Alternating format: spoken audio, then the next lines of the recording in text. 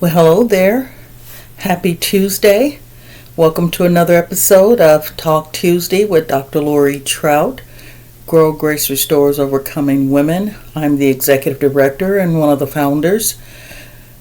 Wow, it's been a busy time. I said last week, hustle bustle. The closer it gets to the holidays or Christmas holidays, things just seem to speed up. We've had a couple of cases of sickness, my husband and myself, and he's still down for the count, but we're believing God for total healing in his body. Things are going well outside of that. I mean, it's a great day every day we wake up, and God blesses us to see another day because somebody did not wake up. I tell you, been working with the girls and a lot of things happening. I put out a SOS call this morning on the Grow Grace Restores Facebook page, and looking for someone to donate a car. So I'm starting out asking, this is the giving season and it's a great tax write-off. The reason why I asked for this, and the reason why I start off with this statement of I asked for someone to donate a car. You can ask God for anything, and nothing is too impossible for him. And so he's done it for us before, and I know he will do it again. So today I'm going to talk about is it a setup or a setback? That's got to be a difficult place for the ladies coming out of the justice system or incarceration. Being a saved woman of God and others that are saved and have walked this walk for a while know that it can be difficult distinguishing. Is this a setup or is it a setback? You want things to happen and it may not happen the way you want it to happen, but when it does, it's like, okay, now let me figure this out. Well, so many times He don't need us to figure it out. We just got to go with the flow. The reason why I asked about a car, one of our girls in the program here in Independence, she is going back to school to get her high school diploma. And she has the opportunity. Yesterday, she went to Full Employment Council. Shout out to Full Employment Council. Woo woo.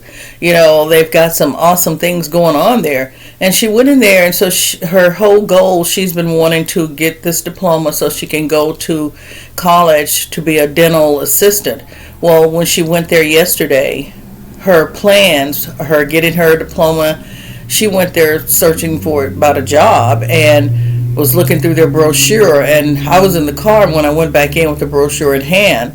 The lady that was talking with her was telling her about how she could enter into an internship in the dental field, and then it's an 8-week program, and when she finishes that 8 weeks, this would be about the time she would also finish up her books for her diploma, or high school diploma. Then she can go into a job full time, and prayerfully with the same employer that she's been doing internship with.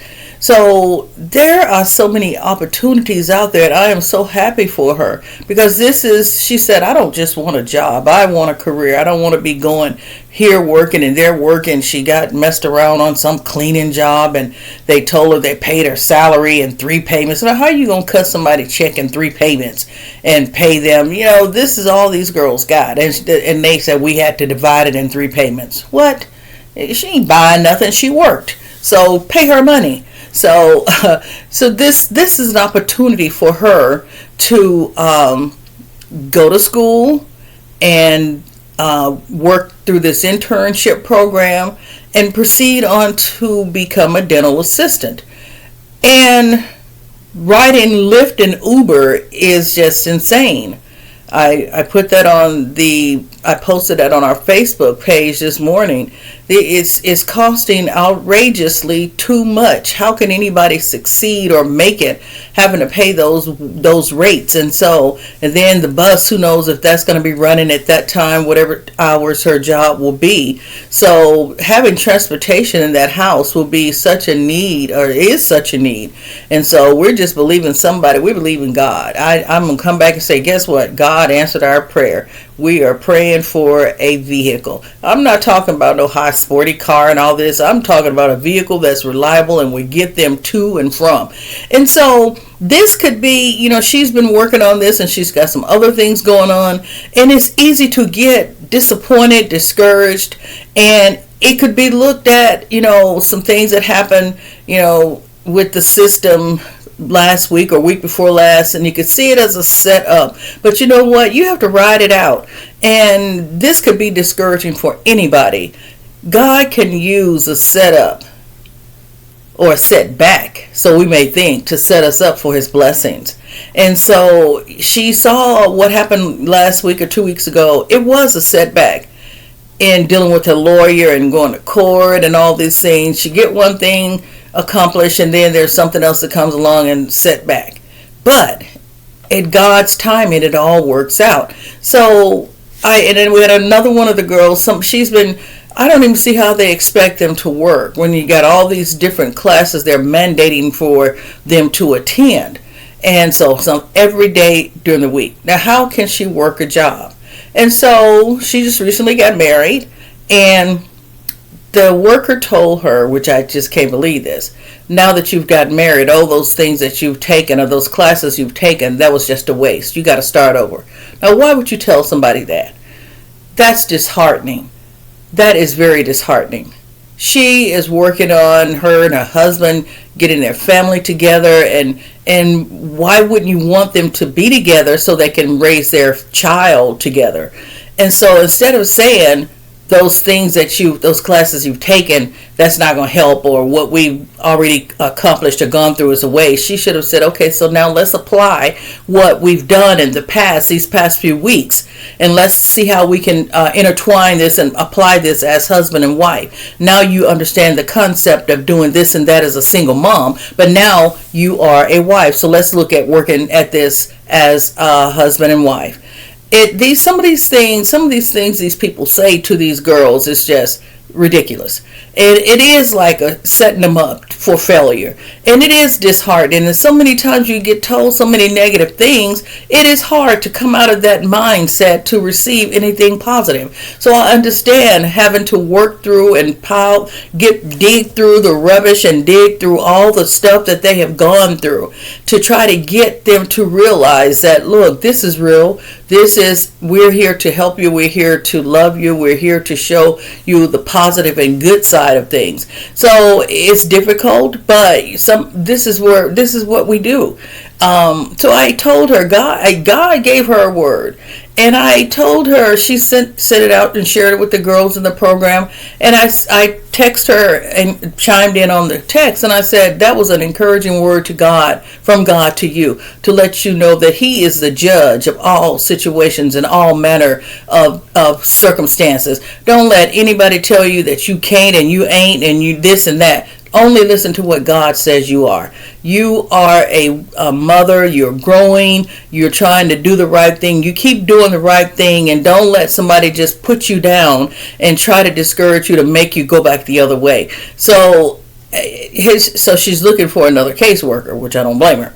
So anyway, it's easy to take a setback, because that was disheartening. So that could be looked at as a setback, but then it could be a setup to encourage, okay, so you think that way about me? Well, I'm going to show you.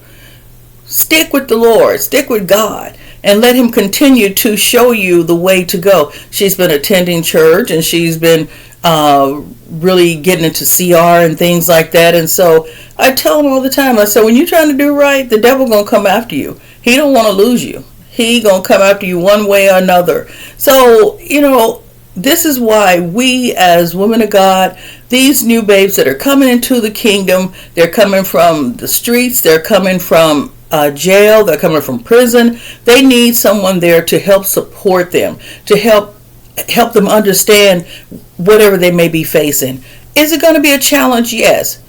This is what God has called us to do. We can't run from it. We have to be there to support and encourage and show them the way, pointing them to Christ first, pointing them to what the Word says, the Word of God, the Word that He has breathed life into our spirit, into our life. And so we have to share that with these girls. We can't give up. We have to encourage them. And we even ourselves, we can't give up. We can't throw in the towel. They can't throw in the towel. We have to encourage them. Keep on moving. Despite what it looks like, keep on moving. And so, I got to talk about Angel. So Angel was going to anchor her last night, and she's got in her apartment. She's doing these wonderful things. She gets on the highway and her car goes kaput. She calls me, Mama, my car won't go forward. It's smoking, and it won't go backwards. It won't go forward, and I see the smoke coming from under the hood. She don't mind me telling you. She'll say, okay, Mama, you go ahead. So I end up getting on the phone, and I call one of the other girls in the program, and I said, I'm going to come get you. Come go with me to see where Angel's at.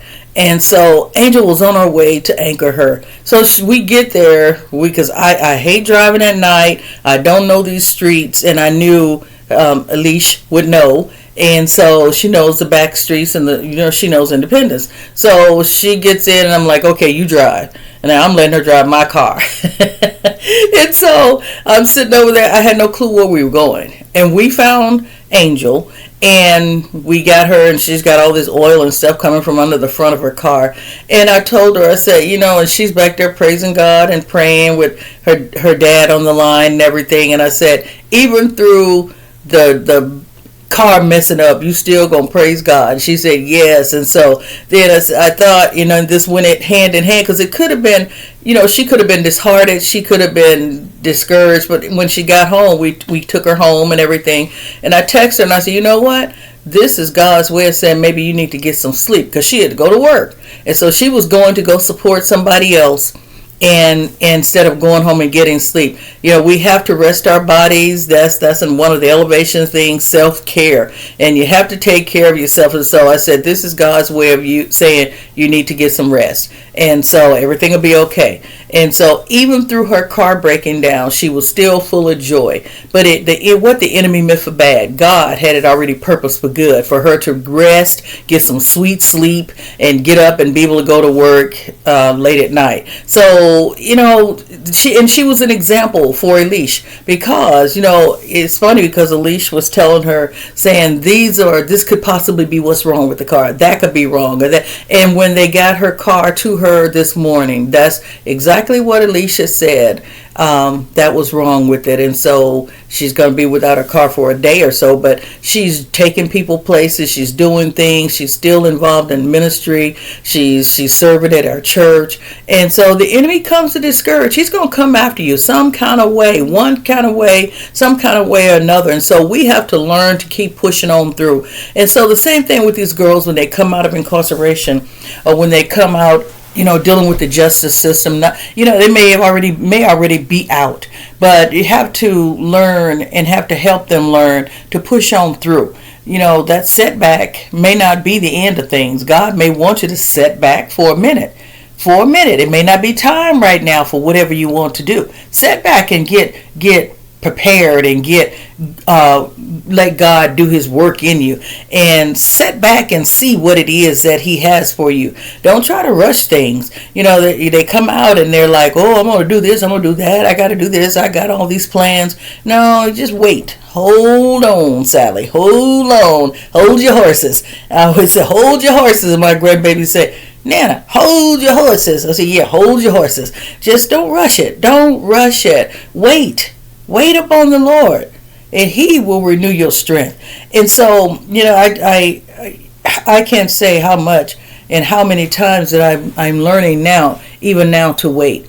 Trust in God for what it is He has for me. And it didn't just happen overnight. I was in the same situation. I want to do this and do that, and I should be doing this and that way, and all this. I got all these plans and everything, but no, you have to wait. So setback is not bad. Set back and wait and see what it is God has for you. And let God orchestrate the steps and the plans. The steps of a righteous man are ordered by God. And so sometimes we want to do it ourselves, but no, he has to do the ordering of our steps. When he orders our steps, everything's going to be all right. It may not happen today, it may not happen tomorrow, but it's going to happen. And at his timing, like this ministry, I wanted to do this 25 years ago before it even came to fruition. I wasn't ready then. I was trying to do all kinds of things to get a house and set it up this way and do it that way, and it didn't work out. Quitting jobs thinking God said, well, God didn't say nothing. I ended up going back to work, having to go back to work, and it wasn't working out. But this time, after I had gone through something, you have to go through to get to where God is getting you to. So, excuse me, I had to go through, and at God's timing, it came to pass. So sit back and relax, and just don't sit there and just do nothing. I mean, studying your words, spending time with positive people and people that can speak life into you, speak the word into you. Be involved in the church, be involved in harvest groups or small groups or other ministries that's helping to build the women, build her up. And so and then and so after the setback, then that's when it's a set up, because he's set you up for whatever it is he has for you in store. So it may not be as you thought it would be, and it may not be as you had planned, but I tell you, when God does it, it's done right. So with the ministry, when God opened the door for this to happen after I went through my traumatic time, God did it. And so here we are now. And I thank God for that. He did it. It wasn't how I thought it was going to be. And God did this, brought Grow into fruition. How he gave the name, how he orchestrated the ministry and put it all together. And here now in Independence, which I never, ever, ever thought would be. So just don't be discouraged. Don't be disheartened that things aren't happening as fast as you want it to be, or happening the way you want it to be. A setup is not a setback. And sometimes that setback is a setup. And 99.999% of the time, a setback is the gateway and the platform for a setup. He's going to take you up. Sorry, it's just been dealing with a little cold and stuff this past week, but I'm good now. I'm good. So sit back and wait and see. Just have a little talk with Jesus and see what he says. What is it that you want to do? Just ask him, where is it you want me to go? What is it that you have in plan and in store for me, Father? Just lead me and guide me. Ask him for order your steps. Ask him to show you the direction and the way he wants you to go. And then he'll give you bits and pieces here and there. Get you a tablet. I told you a few weeks ago, before I wrote my book, Healing and Deliverance for Hurting Women, he had told me years, get a notebook and write down things when they come to you. So get you a notebook. Write down things that come to mind. What is it that you desire doing? What is it you like doing? And just see how God works it. If he puts the plan together, it's going to be all right. I tell you, it will be all right. And so I encourage the ladies, those that are sitting behind the bars, you're sitting back right now, but that's okay. You're sitting back. You may think it's a setback in life for you, but it's not. Don't get confused and don't be discouraged thinking that the setback is failure, or that is detaining you, or is slowing your pace down. No, that setback is coming to be a setup for you for what God has for you in the future. And so, I love the girls in the program. I'm so glad to see them progressing and thinking. I look at these girls and the wheels are starting to turn up here in Independence. For a minute there, I was like, oh Lordy, what did I get myself into? It wasn't my desire to come, but this is what God said, and so I'm here. And I see the wheels turning in these girls' mind, and they're starting to pull in and glean into the word, and coming to church or reading their Bibles or meditating on the word or something. So I am so thankful for that. It's a process. It takes time. And do I get overwhelmed sometimes? Yeah, I do. But then I have to go back and say, Lord, forgive me. Give me some strength. His grace is sufficient for me. His grace is sufficient for me, and that's all I need, His power and His grace. So, that's all I got for you this week. I just ask you to keep us in prayer, and anybody got a car sitting around that they ain't driving and they want a tax break or a tax write-off, hit me up. Go, you give me a call, go to our website and DM me, and we can talk. And then if you don't know Jesus as your Lord and Savior, just say, Father, I'm a sinner and I need you to come into my life and save me. I surrender my life to you, and I open my heart to make my heart your home. So it's just that simple. It's just that simple. Saved by grace. So have a blessed rest of the week. Get your Christmas shopping done. Do whatever you're doing. But just be careful out there. There's so much stuff going on. And just so many sicknesses going around. Wear your mask. And just stay safe. God bless you, and we'll see you next week.